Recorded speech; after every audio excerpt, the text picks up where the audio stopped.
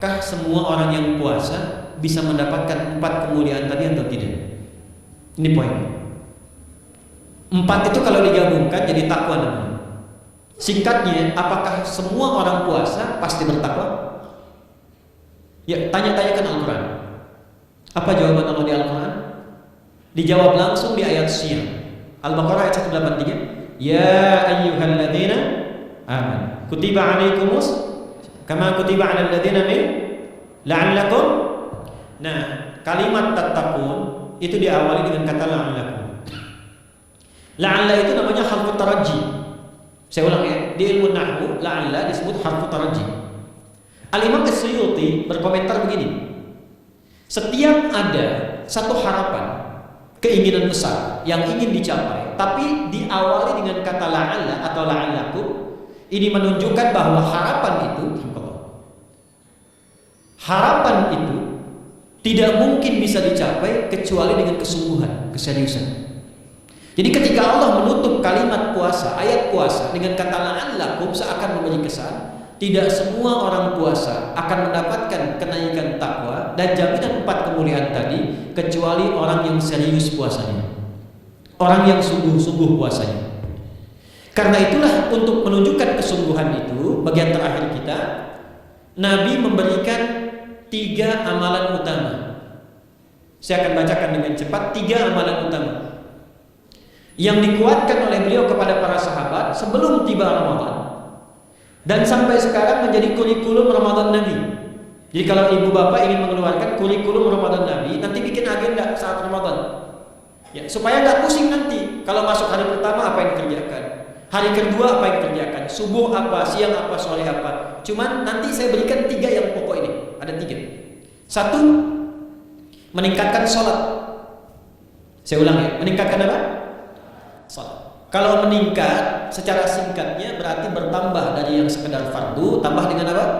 Sunnah. Maka dari sekarang keluarkan semua jenis sholat-sholat sunnah. Keluarkan dari sekarang apa saja, siang dan malam. Yang rawatib ada berapa rawatib? Rawatib 12. Ya, rawatib itu yang melekat dengan sholat fardu dan menentukan untuk memperbaiki sholat fardu. Menambah, jadi kalau kurang khusyuk ditambah dengan sunnahnya disebut rawatib. Bisa sebelum, bisa setelah sholat fardu. Ada 12 dari hadis Nabi sallallahu alaihi wasallam. Man shalla isnatai asyrata raka'atan, siapa yang salat 12 rakaat fi yaumin wa lailatin, yang mengiringi salat fardu siang dan malam, ya, bunyalahu bihinna baitun fil jannah, maka akan dibangunkan baginya satu rumah di surga kalau konsisten menunaikan 12 itu sampai meninggal dunia. Sahabat yang mendengar itu mengatakan kompak semuanya, sejak mendengar hadis itu kami usahakan istiqomah sampai meninggal tidak meninggalkannya. 12 itu 2 sebelum subuh, cepat. 4 sebelum zuhur, 2 setelah zuhur, 2 setelah maghrib, 2 setelah isya. 2 rakaat sebelum subuh, 4 rakaat sebelum zuhur. Kalau nggak bisa 4 rakaat karena terbatas waktunya, boleh 2 rakaat khusus untuk sebelum zuhur. Kalau nggak bisa 4, boleh berapa? 2. Dalilnya hadis Ibnu Umar radhiyallahu taala anhu. Kata beliau, hafidtu asba rakaatin, saya hafal 10 rakaat dari Nabi sallallahu alaihi wasallam salat sunnah. Maka menyebutkan sebelum zuhur 2 rakaat. Baik, jadi 12 ya. 2 sebelum subuh, 4 sebelum zuhur, 2 setelah zuhur, 2 setelah maghrib, 2 setelah isya. Ini yang disebut dengan rawatib. Jamak dari kata ratib. Di luar ini mutlak. Mutlak ini ada yang berdampingan dengan sholat fardu, ada yang terpisah. Contoh yang berdampingan, 4 rakaat sebelum asar. 4 rakaat ini bukan disebut rawatib, tapi sholat mutlak. Cuma waktunya berdampingan dengan sholat fardu. Jadi dia nggak memengaruhi sholat fardu, cuma punya keutamaan sendiri. Apa keutamaannya? Hadis Ibnu Umar radhiyallahu taala anhuma ketika beliau menyampaikan qala Nabi sallallahu alaihi wasallam rahimallahu ra'an shalla qabla al-'asri arba'an. Allah akan menambahkan rahmat pada orang yang terbiasa sholat 4 rakaat sunnah sebelum sholat asar. Jelas ya? Baik. Kemudian apalagi setelah itu? Sholat di antara 2 adzan ini, adzan dan iqamah. Ya, di antara adzan dan iqamah. Tahiyatul masjid. Apalagi misalnya salat duha. Duha dibagi 3. Awal duha itu kurang lebih 1,5 jam setelah salat subuh. Subuh sekarang misal 4:30, maka jam 6 muncul awal duha. Namanya syuruk. Saya ulang, salat apa namanya? Syuruk itu salat awal duha. Jumlah rakaatnya 2 rakaat. Man shallal ghadata fil jama'ati thumma yaqumu yadhkurullah subhanahu wa ta'ala fa yusalli rak'ataini fa kana alaihi ka ajri umratin wa hajjin, ya ka ajri ummatin wa hajjin tamatan. Siapa yang salat subuh 2 rakaat dengan berjamaah, ya, dan umumnya kalau berjamaah bisa ke masjid di masjid. Kalau tak mampu ke masjid, tunaikan di rumahnya. Setelah itu tidak beranjak dulu, dia duduk untuk berzikir kepada Allah. Zikir itu bisa baca Quran. Quran surah 15 ayat 9 itu Quran disebut dengan zikir. Quran surah 54 ayat 17, 22, 32, 40 itu Quran disebut dengan zikir. Bisa baca Quran, bisa berdoa. Doa disebut dengan zikir. Quran surah ke-7 ayat 205. Ya. Bisa dengan apa lagi? Bertafakur, ya, mengaji, ta'lim, itu disebut dengan zikir. Ali Imran ayat 190 191. Alladzina yadhkuruna Allaha qiyaman wa qu'udan wa 'ala junubihim wa yatafakkaruna fi khalqis samawati wal ardh. Ya, disebut dengan zikir. Bisa bertasbih. Zikir pagi petang, kalimat-kalimat thayyibah ada itu di Quran surah keempat ayat 103. Jadi habis salat subuh zikir dulu. Doa dulu, zikir dulu, belajar dulu, tafsir dulu. Setelah itu muncul syuruk. Perjalanannya disebut isyraq, melewati masyrik, 1 tombak bayangan, dia salat 2 rakaat, itu pahala salatnya senilai haji dan umrah. Sempurna. Bukan sudah haji, bukan. Mau kemana? Ibu mau haji dulu? Tidak. Ya, hajinya nanti bulan Dzulhijjah. Tapi senilai haji dan umrah itu 2 rakaat. Awal duha disebut apa? Syuruk. Pertengahan duha sekitar jam 9 jam 10. Jumlahnya 2 sampai 4 rakaat. Ya, 2 sampai 4 rakaat. Apa fungsinya? 1, mengganti seluruh zikir yang ada dalam tubuh kita. Mata berzikir, telinga berzikir, lisan berzikir, bisa diganti dengan 2 rakaat duha. Itu waktunya pertengahan duha. Kurang lebih dari jam 8, 9, 10 lah, kurang lebih 3 jam itu, ya. Yang kedua, bisa menghambat atau menghentikan, menahan satu musibah umum. Misal ada kebanjiran nih, atau macet nih. Orang-orang kena macet. Bapak yang biasa sholat duha pertengahan itu tiba-tiba ditolong oleh Allah, dibebaskan. Tiba-tiba ada orang datang, Pak lewat sini di sana macet, atau dibimbing ada kontraflow. Itu manfaatnya duha tuh. Yang pertengahan. Yang terakhir adalah akhir duha, sekitar jam 10 sampai jam 11 menjelang ke zuhur. Ya, akhir duha itu jumlahnya dari 2 bisa 4 sampai 8 rakaat. Di antara manfaatnya bisa mempermudah datangnya rezeki dengan izin Allah Subhanahu wa taala ketika ikhtiar. Itu duha. Nanti ke malamnya silakan tahajud, tingkatkan tarawih. Itu salat. 2 yang terakhir saya cepat, 2 yang terakhir adalah banyak berinteraksi dengan Al-Qur'an. Ada 3 caranya. 1, banyak membaca. Itu namanya qiraah. Silakan Bapak Ibu siapkan dari sekarang, targetnya khatam misalnya 1 kali berapa juz? 30 juz. Kalau mau gampang bagi 30, berarti 1 hari berapa? 1 juz. Paling gampang lagi supaya nggak capek ngajinya, supaya nggak capek, bagi 1 juz 5 waktu sholat. Contoh, juz pertama itu Al-Baqarah plus Al-Fatihah. Al-Fatihah saya nggak hitung lah karena sudah hafal ya. Al-Baqarah itu 141 ayat, juz pertama.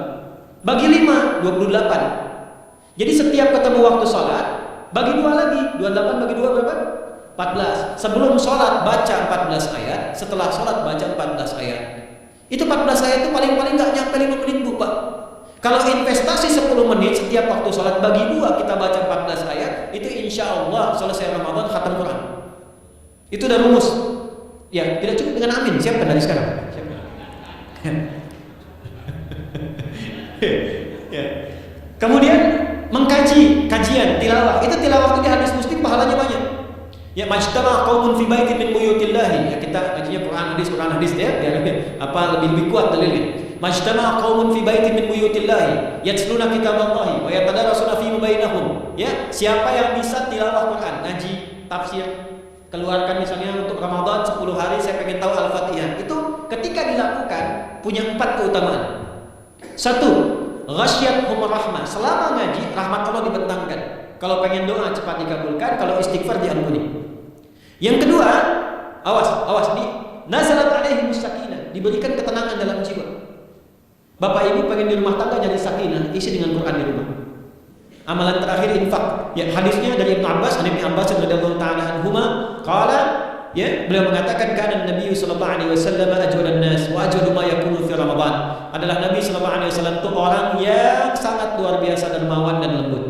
Dan bertambah dermawan lagi ketika tiba Ramadan. Apa yang dilakukan Nabi? Mensupport sahabat, siapapun yang punya anggaran untuk infak disiapkan sebelum Ramadan. Jangan berpikir banyak Bu. Yang penting ada anggaran. 30.000 gak ada masalah. Setiap hari 1.000, tidak harus uang. Makanan. Pernah dengar hadis ini gak? Siapa yang memfasilitasi bukaan orang puasa walaupun dengan sebiji kurma, maka dia mendapatkan pahala seperti orang puasa itu tanpa dikurangi sedikit pun. Ada? Hadisnya sahih di At-Tirmidzi. Tapi bukan berarti jadi kurma kata Abang setiap hari satu. Terus minumnya satu sedotan aja ganti-ganti. Ya, maksudnya apa? Yang paling minimal kita bisa keluarkan. Itu pahalanya 700 kali lipat dikali 10. Paling standar. 700 kali itu standar biasa di hari ini. Dalilnya Al-Baqarah ayat 261 yang dibacakan Adinda tadi kita itu. Ramadan kali 10 lagi. Maka dari itu disiapkan dari sekarang untuk infak. Kalau kami di desa itu, ibu saya selalu kalau Ramadan itu RT-nya setiap rumah. Ini untuk bukaan hari ini rumah A, rumah B, rumah C. Bukaan besok rumah A, rumah B, rumah C. Boleh tuh di PWN Pak dipraktikkan.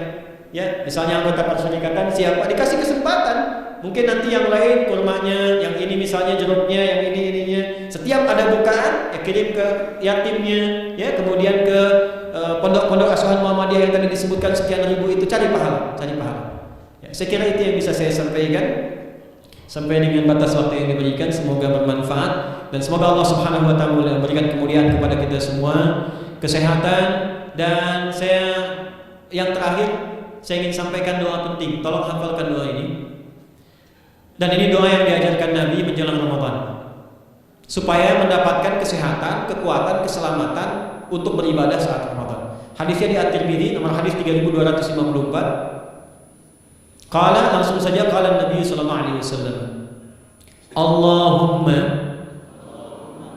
ahillahu alaina bil yumni wal iman wassalamati wal islam rabbi wa rabbuka Allah. Nah, itu tolong nanti dihafalkan, tidak sudah direkam, dibimbing. Nanti ketika ditetapkan masuk awal Ramadan, bacakan itu. Ya Allah, anugerahkan awal Ramadan kepada kami dengan ketenangan, kedamaian, kekuatan iman, keselamatan, sehat, gak sakit sampai selesai puasanya, diberikan kekuatan untuk ibadah dalam keislaman, dan diikhlaskan hanya karena Allah Subhanahu wa taala. Subhanakallahumma wa bihamdika nasyhadu an la ilaha illa anta nastaghfiruka wa natubu ilaik. Wa akhiru da'wana alhamdulillahi rabbil alamin. Wal 'afu minkum fastabiqul khairat. Assalamualaikum warahmatullahi wabarakatuh.